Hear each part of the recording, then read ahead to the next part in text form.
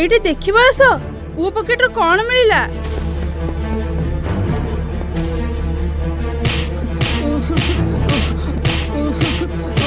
ହଇରେ ବିଶୁ ତୁ ଶେଷରେ ଗୁଟକା ଖାଉଛୁ। କହ କହ ତତେ ସବୁ କିଏ ଶିଖେଇଲା? ବାପା ମୁଁ ଖାଇନି, ମୁଁ ଚକିଲେଟ କିଣୁଥିଲି।